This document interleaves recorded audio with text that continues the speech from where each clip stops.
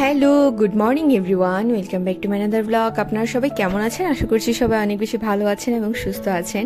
তো আজকে সকালবেলা ঘুম থেকে উঠেই এখানে আগে আমগুলো নিয়ে নিয়েছি। গতকালকের ব্লগে আপনারা দেখতেই পেয়েছিলেন যে আমি চুনের জলে আমগুলোকে ভালো করে থেতো করে তারপর ভিজিয়ে রেখেছিলাম ওভারনাইট।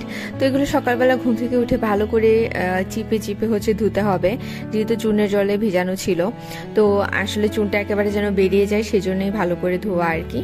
তো আমি সবগুলো আমকে একটু বেশ সময় নিয়ে বারবার জল বদলে বদলে আমগুলোকে ধুয়ে নিচ্ছি, একদম ভালো করে ক্লিন করে নিচ্ছি। তারপর এগুলোকে একদম ভালো করে ড্রাই করে ফেলবো। আমি ভালো করে একেবারে চিপে পানিটা ফেলে দিব, তারপর একটা থালের মধ্যে বেশ কিছুক্ষণের জন্য রেখে দিব যেন জলটা একেবারে টেনে যায়।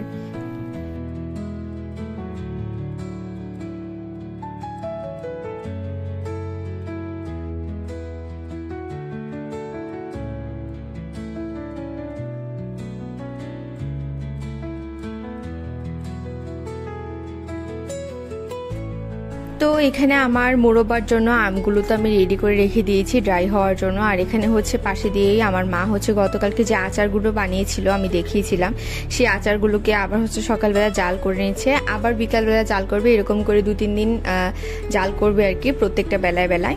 তারপর এটাকে স্টোরেজ করবে ফ্রিজের মধ্যে, কারণ এভাবে করে করলে আচার খেতেও টেস্ট হয় আর কনসিস্টেন্সিটাও খুব ভালো হয় আর কি।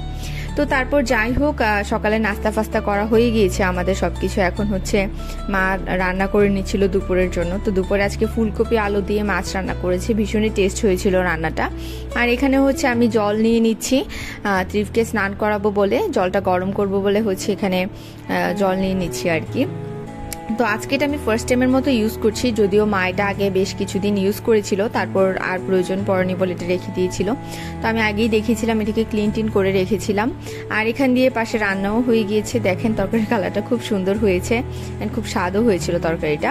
তো যাই হোক, আমি জলটা গরম করতে দিয়ে ওখানে সব কিছু রেডি ফেডি করে নিয়েছি ট্রিপের জন্য, যেন ট্রিপকে স্নান করে নিতে পারি। আর এখান দিয়ে জলটাও গরম হয়ে যাচ্ছে। তো যাই হোক, তারপরে স্নান টান করালাম, ট্রিপকে খাওয়ালাম। এত কিছু আসলে দেখানো সম্ভব হয় না, কারণ আমার ছেলে খুবই দুষ্টামি করে, আর ইদানিং ওর দুষ্টামির পরিমাণটা বেড়েই যাচ্ছে। তো দেখা যায় যে আসলে ওকে একটা কাজ করতে অনেকক্ষণ সময় লাগিয়ে নেয়, তো সেজন্য সবকিছু আসলে ভিডিওতে দেখানো সম্ভব হয় না, আর ওকে একটু কমই দেখানোর চেষ্টা করি আমি। তো যাই হোক, এখানে আমি চিনির শিরা বানিয়ে নিচ্ছিলাম মোরব্বাগুলো বানানোর জন্য। ভেবেছিলাম এটা করে আমি অন্যান্য কাজে হাত দিব, কিন্তু আমার ছেলে মাঝখানে এত চালানো শুরু করেছিল যে আমি অর্ধেক শিরাটা করে আমগুলোকে দিয়ে আমি চুলা অফ করে চলে গিয়েছিলাম।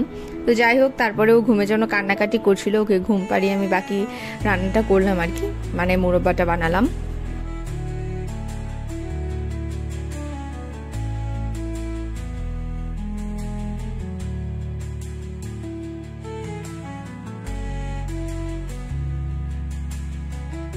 তো এই তো এখানে আমি এই যে শিরাটাকে দিয়ে আমগুলো দিয়ে নিচ্ছিলাম, আর তারপরেই চলে গিয়েছিলাম, আর করিনি, মানে ঢেকে রেখে চলে গিয়েছিলাম আর কি ওকে ঘুম পাড়াতে, কারণ বাচ্চারা বেশি যন্ত্রণা করলে ভালো লাগে না, খারাপ লাগে, কোনো একটা কাজ করতে ইচ্ছে করে না।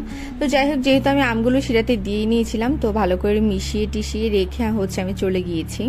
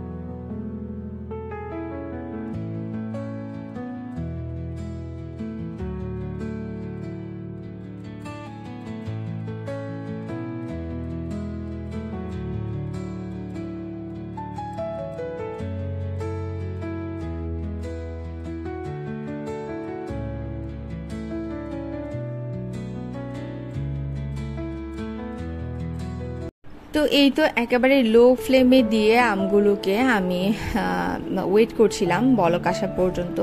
দেখতেই পাচ্ছেন খুব হচ্ছে হাই ফ্লেমে মোরব্বা বানানোর চেষ্টা নাই করবেন, কারণ অতিরিক্ত হাই ফ্লেমে দিলে দেখা যাবে যে চিনি শিরাটা তাড়াতাড়ি শুকিয়ে যাচ্ছে আর আমগুলো ভালো করে সিদ্ধ হচ্ছে না বা ভালো করে আমগুলোর ভিতরে শিরা ঢুকছে না। তো একেবারে লো ফ্লেমে দিয়ে পরিমাণ মতো শিরা দিয়ে আস্তে আস্তে করে হচ্ছে জাল করে নিতে হবে। দেখেন কত সুন্দর ট্রান্সপারেন্টও হয়ে গিয়েছে।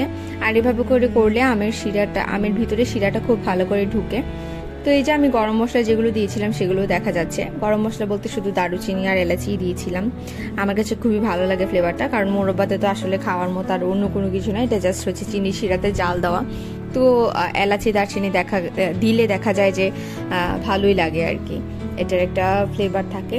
তো এই যে আমার মোরব্বাটা হয়ে গিয়েছে, যদিও এটা থেকে আবার জল ছাড়বে, তো পরে আবার আর একটু জাল করে জলটাকে হচ্ছে শুকিয়ে নিতে হবে আর কি।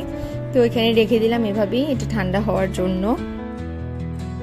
তো যাই হোক, আমার জীবন এভাবেই চলছে, সব রুটিনের উল্টা পাল্টা এই আর কি। মানে ছেলেকে ঘুম পাড়ালাম, তারপরে হচ্ছে ভাবলাম যে আগে মুরব্বাটা করে ফেলি। তো মুরব্বা করে টোরে হচ্ছে স্নান করতে করতে আমার বিকাল হয়ে গিয়েছে, 4টা সাড়ে 4টার মতো বেজে গিয়েছে। তো কি আর করব, এখন যেহেতু স্যারের বাসায় যেতেই হবে, তো স্নান করে ওয়েট করছিলাম আর হচ্ছে রেস্ট ফেস্ট কিছুই নেইনি, বসেছিলাম। শেহনাজ শিমুলাপুর হচ্ছে ব্লগ দেখছিলাম। তো এখান দিয়ে হচ্ছে আবার পাশে চাও বসে দিয়েছিলাম, ভাবলাম যে চা খেয়ে হচ্ছে একবারে যাব স্যারের বাসায়। তো বসে বসে হচ্ছে চাও খেয়ে নিলাম।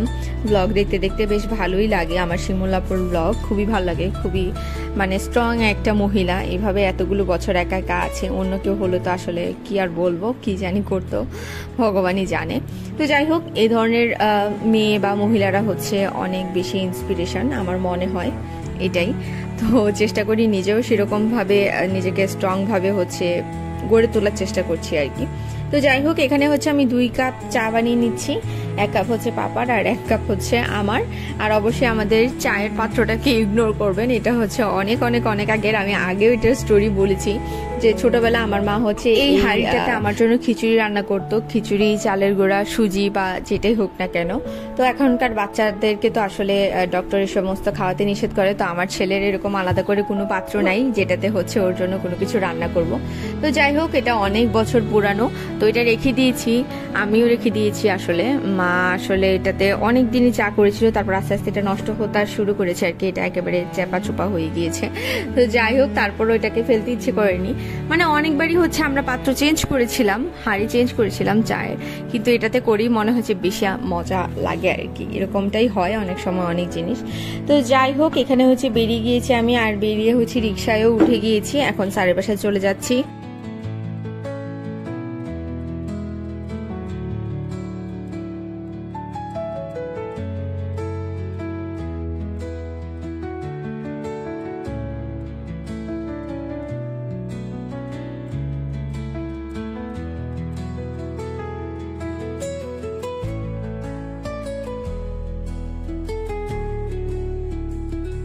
তো এই তো তারপরে স্যারের বাসায় চলে যাচ্ছি। আর রিনি হলো আজকে বলেছিল যে একটু তাড়াতাড়ি স্যারের বাসায় চলে যেতে, কারণ ও হচ্ছে বাড়িতে যাবে, ওর গ্রামের বাড়িতে। ওর বাড়ি হচ্ছে বরুড়া, ওইখানে পড়াশোনার সূত্রে হচ্ছে শহরে থাকছে আর কি, সব পড়াশোনা করে, বিজনেস করে। তো রিনিকে আজকে বলছিলাম যে তুমি সবসময় বলো যে আমি মেকআপ করা নিয়ে আমাকে দেখাবে না।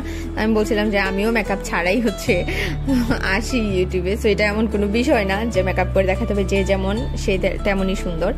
তো এটা বলে হচ্ছে ওকে দেখাচ্ছিলাম আর কি। তো যাই হোক, পড়াশোনা শেষ করে বাসায় চলে এসেছি। তো বাসায় এসে হচ্ছে মানে অনেক কাজে ছিল আমার, সেগুলো আর দেখাইনি। আসলে সবকিছু আসলে ব্লগে দেখানো সম্ভব হয় না।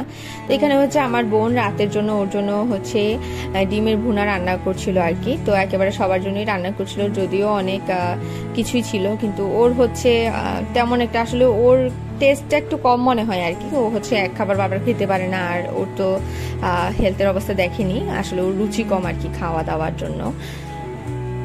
তো এই যে এখন হচ্ছে রাতের বেলা, আর রাতের রাস্তা ল্যাম্পপোস্টটা দেখা যাচ্ছে, কেমন লাগছে আমাকে অবশ্যই কমেন্ট করে জানাবেন। আর এখান দিয়ে হচ্ছে সাত্বিকারও রান্না মোটামুটি শেষ।